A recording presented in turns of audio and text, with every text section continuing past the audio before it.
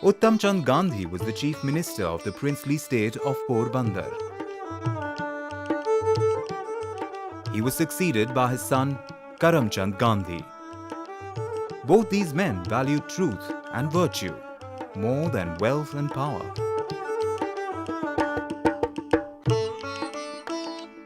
It was here in this house that Karamchand's son, Mohandas Karamchand Gandhi, was born on 2nd October 1869.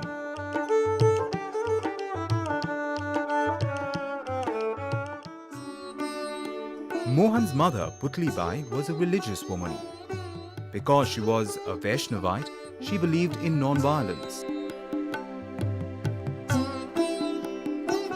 And this, naturally, had an influence on the young Mohan. Mohan was quite a naughty kid, but he outgrew this, and when he finished school, he decided to study law in England. In those days, it was considered a sin to cross an ocean, so the members of his sect excommunicated Mohan. This was the beginning of social hostility he was to face all his life. As everyone knows, Buddhism and Christianity both advocate non-violence.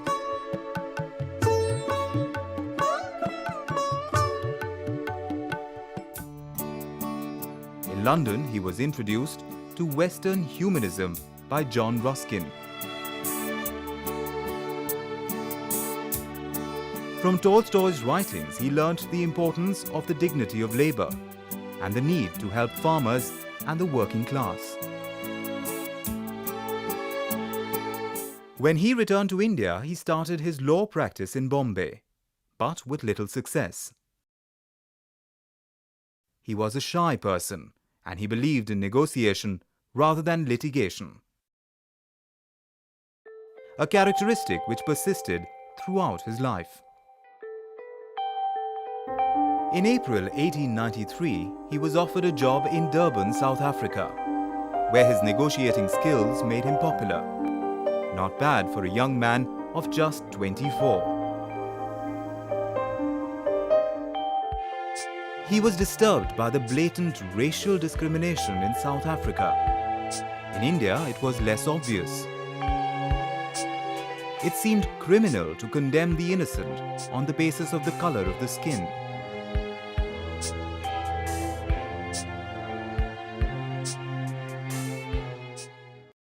The whites called Gandhi the coolie barrister, and when he appeared in court, he was ordered to remove his turban. Hurt by this abuse, he walked out. A few days later, Gandhi bought a first-class ticket to go from Durban to Johannesburg. At Pietermaritzburg, a white man refused to share the compartment with a darkie and insisted that Gandhi be shifted to the third class. When Gandhi protested, he was thrown out of the train.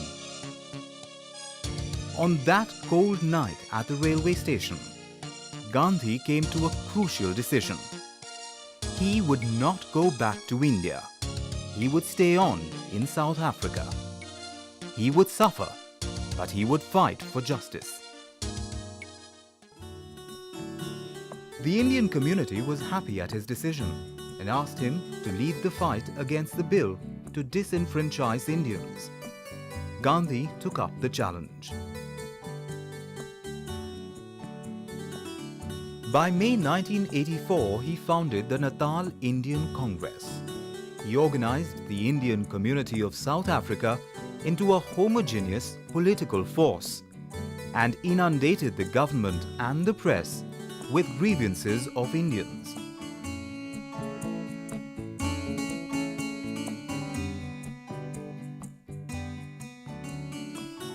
To further his efforts, he thought it would be a good idea to go to India and seek the support of prominent Indian leaders.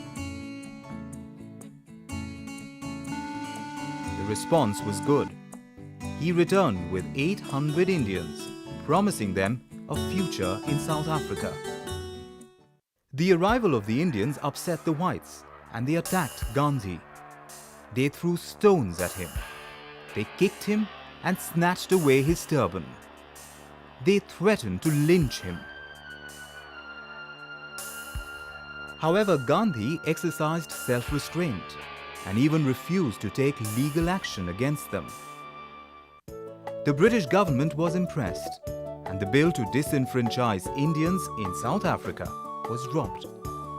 This was the first major victory of Gandhi's philosophy of non-violence, or what he called Satyagraha, a Sanskrit word meaning truth and firmness. In 1899, a war broke out between the Dutch and British settlers. It was known as the Boer War.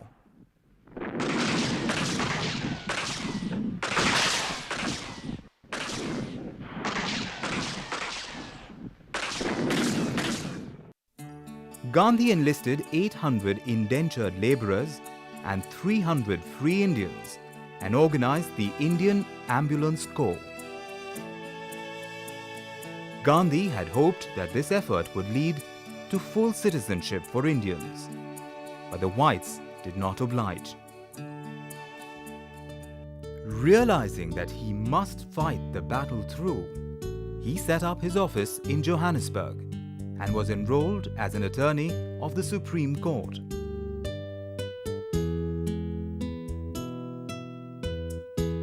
To mobilize public support, he founded the magazine Indian Opinion in 4 languages.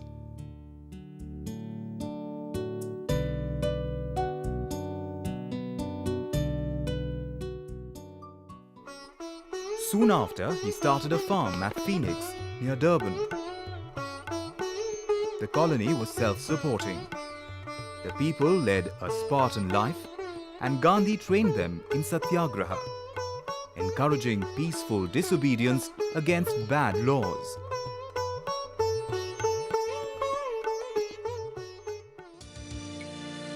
During the Zulu rebellion of 1906, Gandhi revived his ambulance corps. He and his men worked hard, carrying the injured up and down the hill and nursing the wounded Zulu rebels. More and more, the native Africans began to realize that Gandhi was also on their side.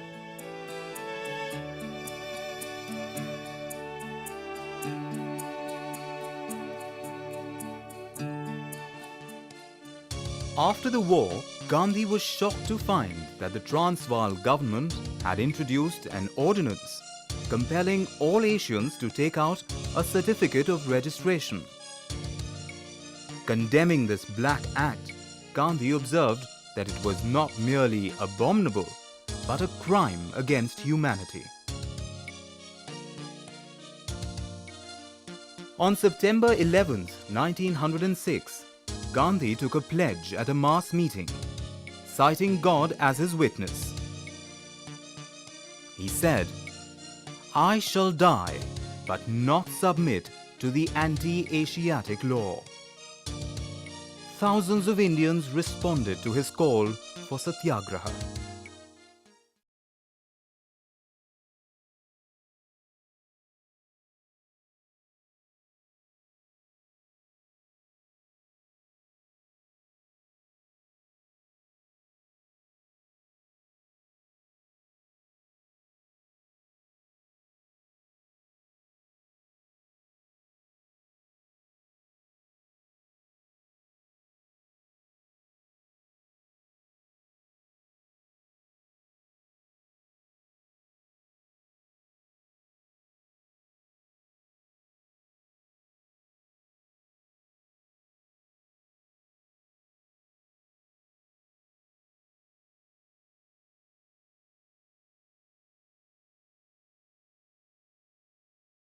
General Smart played foul and did not repeal the Black Act. The Indian community was thrown into turmoil. The struggle was resumed with a bonfire of certificates.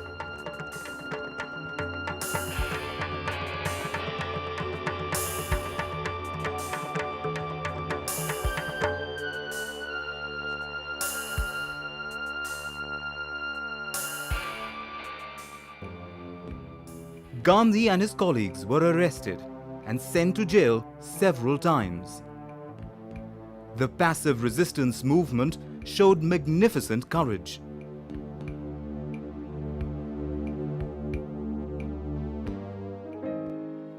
During this period, he corresponded with Tolstoy, explaining the significance of Satyagraha, not only in South Africa, but in the rest of the world. In reply, Tolstoy sympathized with Gandhi and admired the use of gentleness against brutality.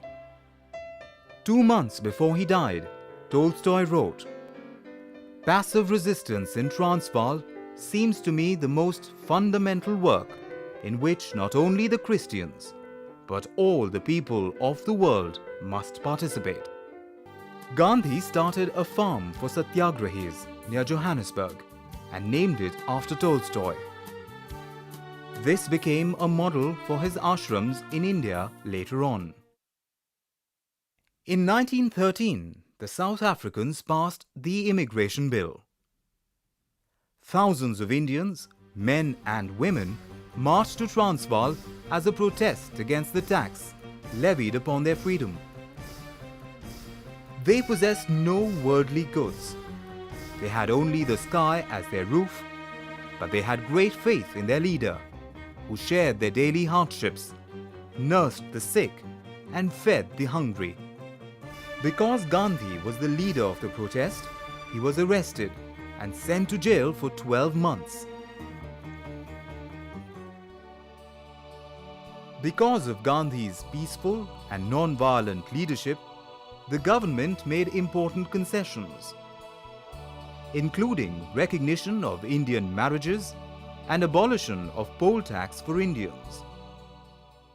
In 1914, after 21 years of relentless struggle in South Africa, Gandhi felt that his mission here was complete. Now it was time to cross the ocean and take the weapon of Satyagraha to India.